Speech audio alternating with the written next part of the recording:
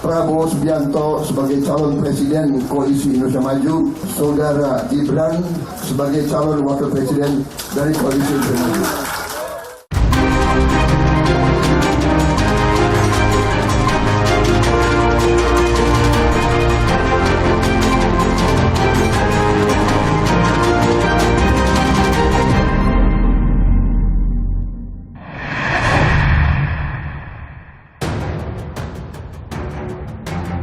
Diusung jadi bacawa pres Prabowo, pengamat menilai langkah instan politik Gibran merusak kaderisasi partai.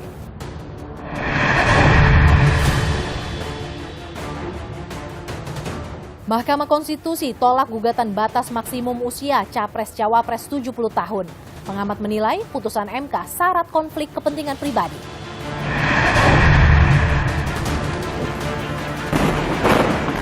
Perang Israel-Palestina kian panas pasca serangan bom Israel ke rumah sakit Al-Ali, Gaza.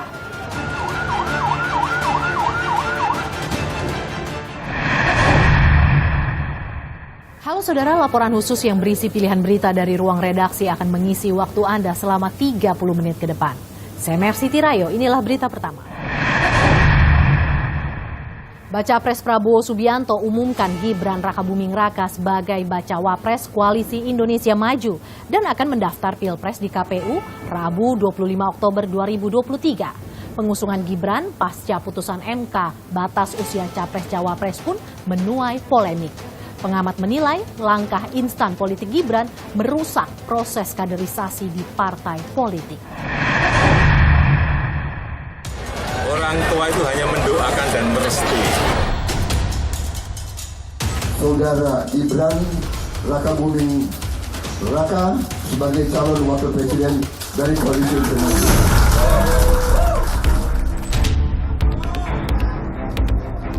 Bagai gayung bersambut, usai Presiden Jokowi merestui langkah politik sang putra sulung Gibran Rakabuming Raka, Baca Pres Prabowo Subianto umumkan Gibran sebagai bacawa pres Koalisi Indonesia Maju. Prabowo dan Gibran akan mendaftar Rabu besok 25 Oktober 2023, hari terakhir pendaftaran di KPU. Prabowo Subianto sebagai calon presiden Koalisi Indonesia Maju untuk 2024-2029 dan Saudara Gibran Rakabuming Raka sebagai calon wakil presiden dari Koalisi Indonesia Maju. Dan pada tanggal 25 hari Rabu kita akan daftar di KPU.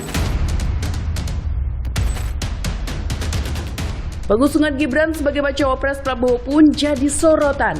Pasalnya, Gibran terdaftar sebagai kader PDI Perjuangan yang mengusung baca pres Ganjar Pranowo. Saya akan mengikuti mekanisme yang ada ya. Saya sudah berkomunikasi dengan Mbak Puan di Jumat malam kemarin, Mbak Puan dan Pak Arsyad. Sementara itu, adik ipar Gibran, Wali Kota Medan Bobi Nasution, berharap tak dilema sebab dirinya berstatus juru kampanye baca pres Ganjar Pranowo. Selamat pastinya dan mudah-mudahan lancar nanti sampai hari pemilihan. Mas Gibran kan sama Mas Prabowo, sementara Mas juga ditunjuk sebagai juru kampanyenya Pak Ganjar. Itu bagaimana? Iya, nggak dilema nanti Mas? Apa? Nggak dilema nanti. Mudah-mudahan nanti tidak dilema. Ada rencana nanti pindah partai Mas? Apa? Ada rencana pindah partai? Waduh, langsung pindah-pindah aja. Nanti. Pengumuman Gibran maju cawapres hanya berselang beberapa jam setelah Jokowi menyatakan restunya untuk Gibran di sela peringatan Hari Santri di Surabaya, Jawa Timur.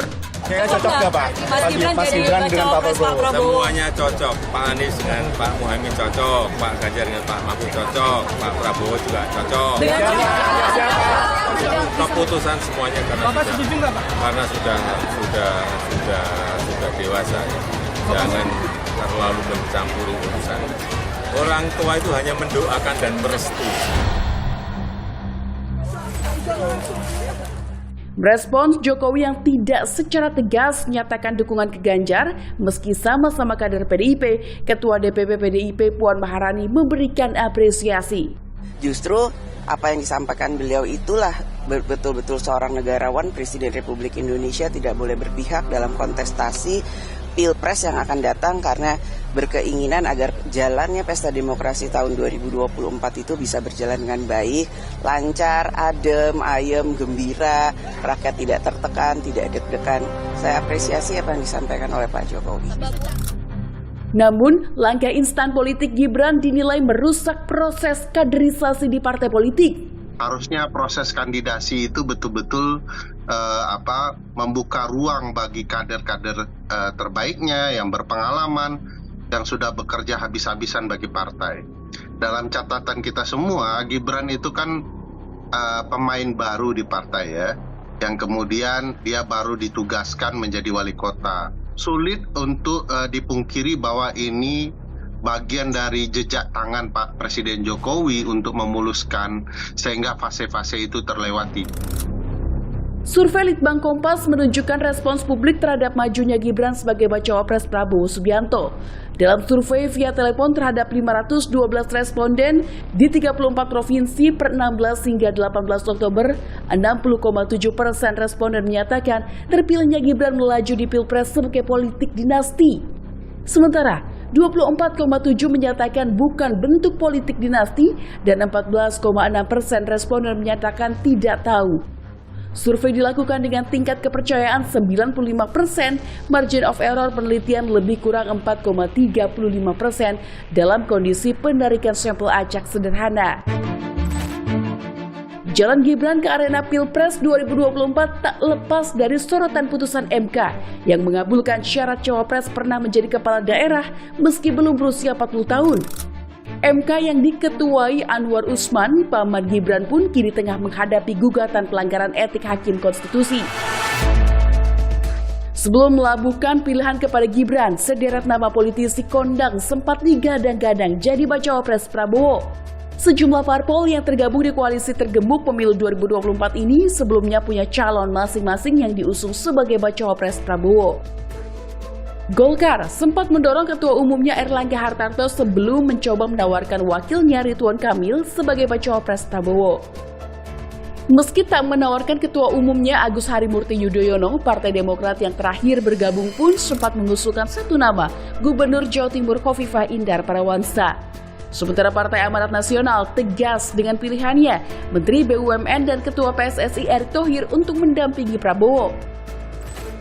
Sehari sebelum deklarasi Prabowo Gibran, Erick bahkan mengunggah foto bersama Ketua Umum PAN Zulkifli Hasan dan baca pres Prabowo Subianto diiringi pantun yang bermakna sabar. Ketua Umum PKB Muhaimin Iskandar bahkan jadi nama potensial pertama sebagai bacawa pres Prabowo setelah membentuk Koalisi Kebangkitan Indonesia Raya tahun lalu. Di tengah jalan, Caimin terpilih sebagai bacawa pres Anies Baswedan yang diusung Nasdem, PKB, dan PKS dalam Koalisi Perubahan untuk Persatuan. Muhaimin dan pasangannya Anies Baswedan bahkan sudah mendaftar ke KPU pada hari pertama pendaftaran Capres-Cawapres dibuka 19 Oktober lalu. Disusul pasangan Ganjar Pranowo Mahfud MD yang mendaftar ke KPU di antara parpol pengusungnya PDI Perjuangan dan Partai Persatuan Pembangunan.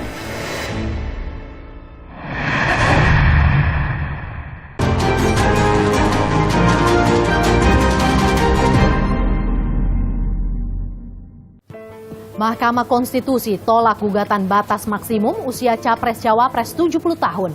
Peneliti Pusat Kajian Anti Korupsi mengkritisi putusan MK yang tidak konsisten dan syarat konflik kepentingan pribadi. Putusan MK pun menuai kontroversi. Saya merasa aneh ya. Kalau begini terlalu muda, kalau begitu terlalu tua. Kumaha, ya kan? Ya kan? Jadi kalau nggak cocok dicari-cari, ya demokrasi ya demokrasi lah, ya kan? Biar rakyat yang milih. Amar putusan mengadili tidak dapat diterima.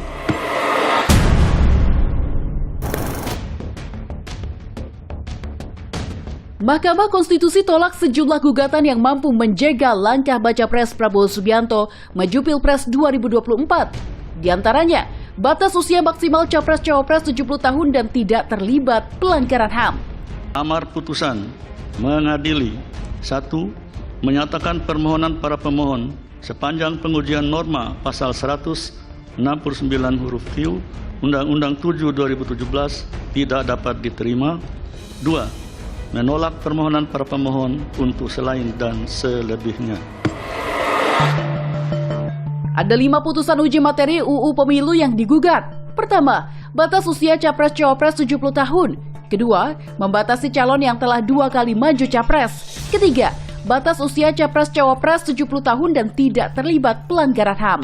Keempat, syarat usia Capres-Cawapres diturunkan menjadi 25 tahun. Kelima, syarat usia Cawapres minimal 21 tahun. Semua gugatan ini ditolak. Sidang putusan yang dipimpin Hakim Ketua Anwar Usman Senin kemarin diwarnai interupsi kuasa hukum salah satu penggugat saat putusan akan dibacakan. Kuasa hukum penggugat menyinggung konflik kepentingan Anwar Usman sebagai paman bacawa pres Gibran Rakabuming Raka yang juga wali kota Solo. Nomor 102. Mohon izin bicara, Yang Mulia. Sebentar, siapa? Perkenalkan, nama saya Anang Swindro, Yang Mulia, kuasa hukum dari perkara 102. Mohon izin bicara. Setelah kita ketahui bersama, terkait dengan permohonan yang kami ajukan ini adalah berkaitan dengan persyaratan calon presiden dan calon wakil presiden. Yang kemudian kita juga sama-sama mengetahui bahwa keponakan Yang Mulia Ketua Mahkamah Konstitusi, Mas Gibran Rakabuming Raka. Sebentar, dengarkan putusan dulu ya. Sebentar saja Yang Mulia. Lah. Karena ini berkaitan dengan konflik bisa benturan kepentingan Yang Mulia. Tunggu pembacaan putusan, ya. Dengarkan dulu. Peneliti Pusat Kajian Anti Korupsi Universitas Gadjah Mada Zainur Rohman mengkritisi putusan MK yang tidak konsisten dalam memutus perkara batasan umur Capres-Cawapres. Ketika hari ini kita mendengar bahwa Mahkamah Konstitusi menolak gugatan adanya batas maksimal usia, seharusnya hal yang sama juga berlaku untuk batas minimal usia. Apa bedanya antara batas minimal dengan batas maksimal ketika selama kedua-duanya adalah sudah berusia dewasa?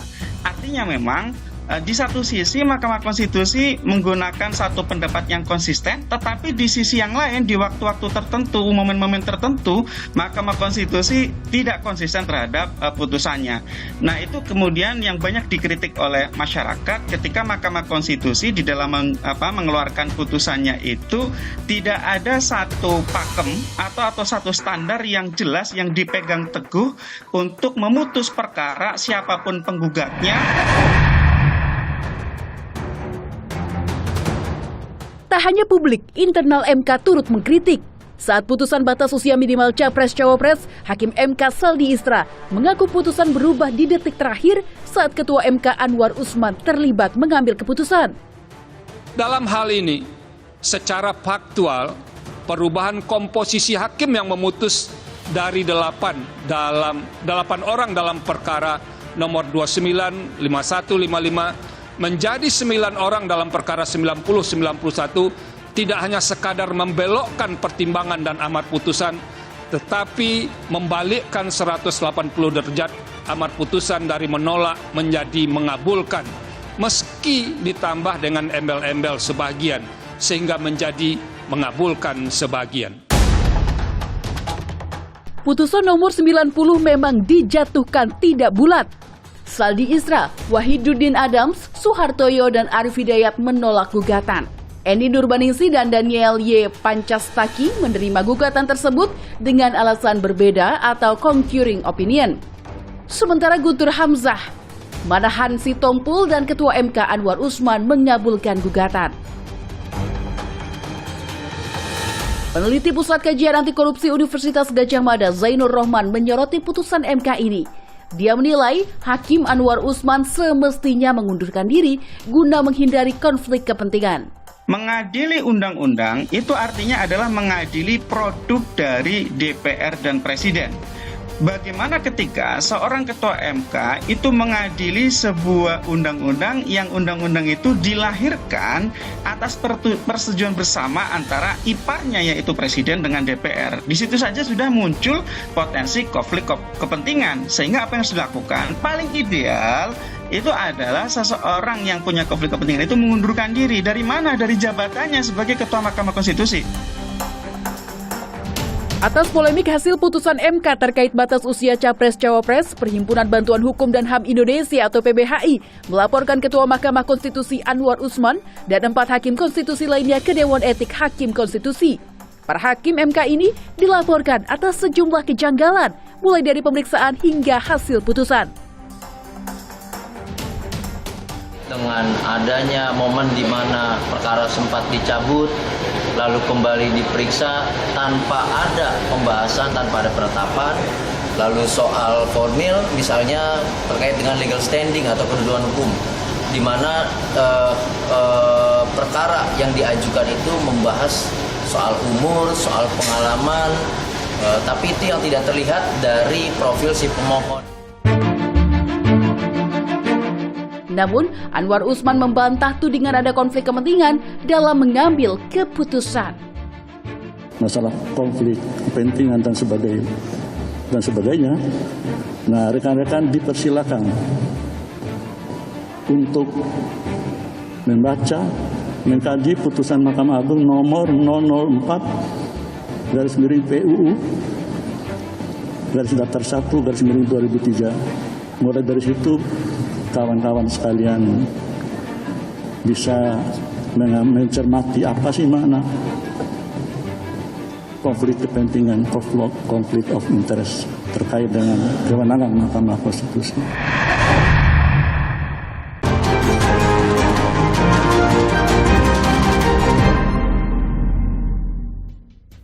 Perang Israel-Palestina makin memanas. Saling tuduh antara Israel dan kelompok Hamas Palestina pun terjadi pasca serangan bom Israel ke rumah sakit Al-Ahli Gaza. Bantuan kemanusiaan untuk Palestina terus berdatangan setelah 2 pekan Israel blokade perbatasan Mesir-Gaza.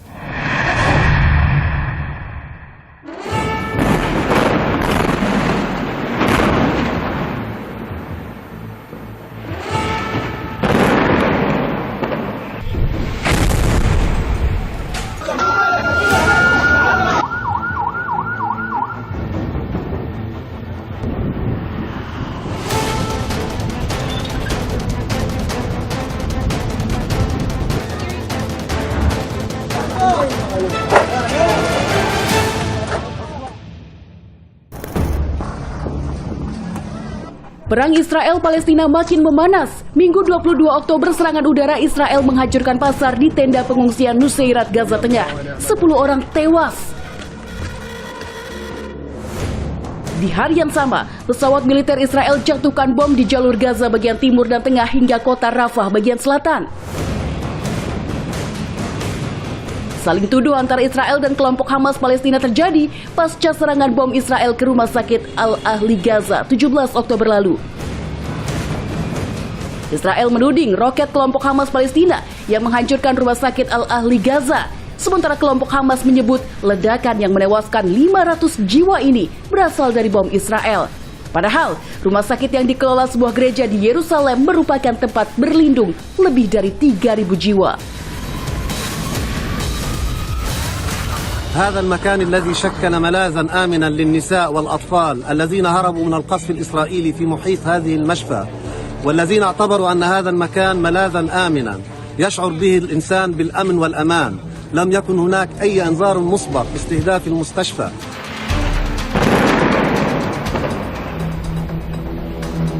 Menurut data otoritas setempat per 21 Oktober, konflik Palestina-Israel sejak 7 Oktober telah merenggut nyawa hampir 6.000 orang, di antaranya 4.469 warga Palestina dan 1.400 warga Israel.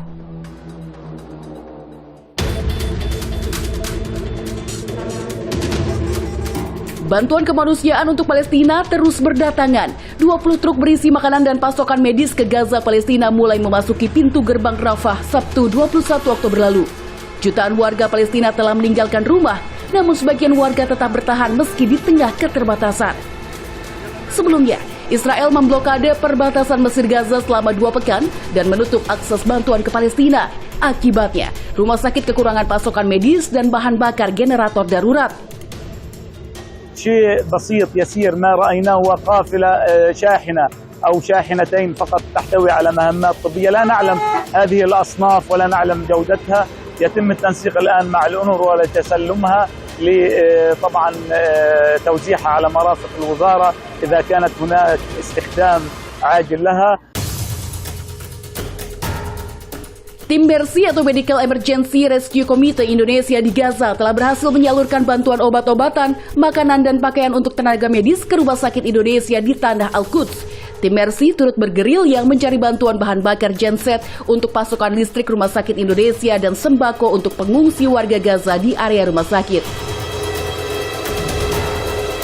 Karena estimasi kebutuhan itu 2.000 liter per hari ya, artinya kan cukup banyak gitu ya. Nah ini yang mencari suppliernya ini untuk kemudian bisa, itu yang teman-teman masih harus berupaya gitu. Karena yang perlu diantisipasi kan membawa dari depotnya ke rumah sakitnya itu dalam situasi sekarang ini sangat-sangat riskan gitu. Karena kalau kemudian misalnya dalam perjalanan kemudian entah sengaja entah tidak sengaja kemudian mendapat efek serangan, kan kemudian nanti akan menimbulkan kebakaran yang luar biasa begitu kan. Kita menimbang aspek keselamatannya di situ.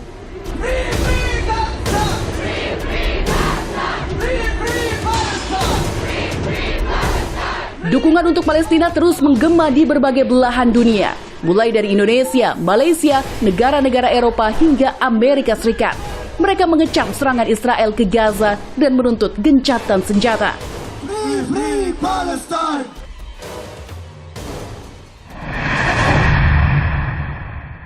Demikian laporan khusus edisi kali ini. Saya Mercy Tirayo, terima kasih. Sampai jumpa.